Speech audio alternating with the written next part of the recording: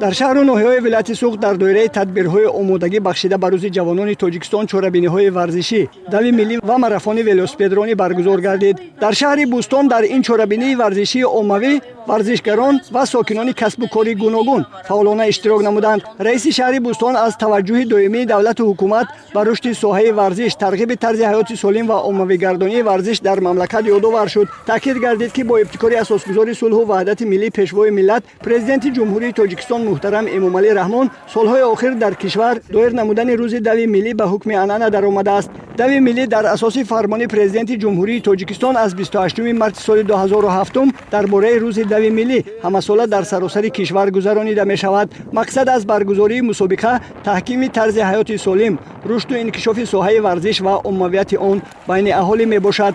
مسابقه مذکور معرکه عمومی ملی بوده برای سالمی و عمومیت ورزش برگزار کرده می شود. به نظر متخصصان دویدن شاه ورزش بوده از جهت طبی این نمود ورزش برای سلامتی و درست انکشاف یافتن انسان نقش بزرگ دارد. اشتراکچیان چورابینی‌های دوی ملی و ماراتون ولوسپدرانی در مسافه‌های معین گردیده بین هم سبقت نمودند. امروز در شهر بوستان در قطار دیگر شهر و ناحیه‌های جمهوری عزیزمان چورابینی عمومی ورزشی دوی ملی و ماراتون ولوسپدرانی با اشتراک زیاده از 2000 نفر ساکنان کسب و کار گوناگون تشکیل و برگزار گردیده ایستاده است. البته هدف از برگزاری چنین چورابینی‌های عمومی ورزشی این ترغیب و تشویق طرز حیات سالم بین ساکنان شهر و جلب بیشتر آنها به تربیت جسمانی و ورزش می باشد. در شهر گلستان نیز چورابینی ورزشی دوی ملی و ماراتون ولوسپدرانی با اشتراک فعالانه ساکنان کسب و کار گوناگون دایر گردید. رهبریت مقامات اجرایی حکومت دولتی این شهر ضمن برآمد خود ابراز نمودند که در زمان استقلال دولتی جمهوری تاجیکستان عنعنه‌های ورزشی نیاگانمان باز هم رونق و رواج یافته، نمودهای ورزش سال از سال معروفیت پیدا نموده، طبقه‌های گوناگون اهالی را فرا می‌گیرند و عمومیت ورزش بیشتر می‌گردد. گفته شد که در این روند چورابینی مذکور که در عرفه تجلیل روز جوانان در سراسر کشور تجلیل کرده می‌شود، بسا رمزی زیرا ورزش گروی سلامتی و قاصد صلح و ثبات است. حکومت جمهوری تاجیکستان به رشد ورزش توجه ضروری ظاهر نموده، با دستور و سپارش‌های پیشوای ملت محترم امامعلی رحمان در همه شهر و ناحیه‌ها و بنیاد میدان‌ها و انشاءات و تالارهای ورزشی و رشد من بعد اینفراستراکچور ساحه ورزش اعتبار جدی داده می‌شود.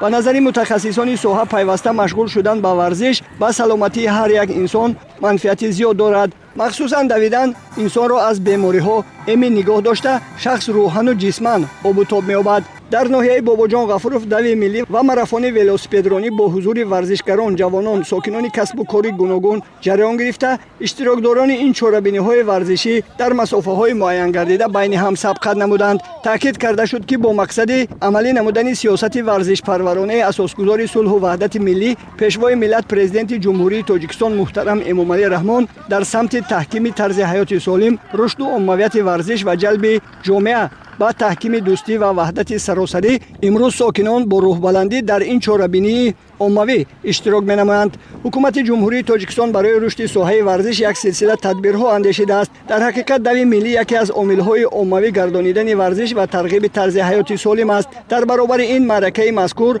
بهر انکشاف ورزش و تربیت جسمانی و تامین شرکت جوانان مملکت در مسابقه‌های منطقوی و جهانی همه‌جانبه مساعدت می‌نماید. معرکه عمومی ورزشی در شهر و ناحیه‌های ولایت سوخت در سطح بلندی وطن دوستانه و میهن پرستی تشکیل و گذرانیده شده. غالبان و جایزه‌داران این چورابینی عمومی ورزشی قدردانی کرده شدند.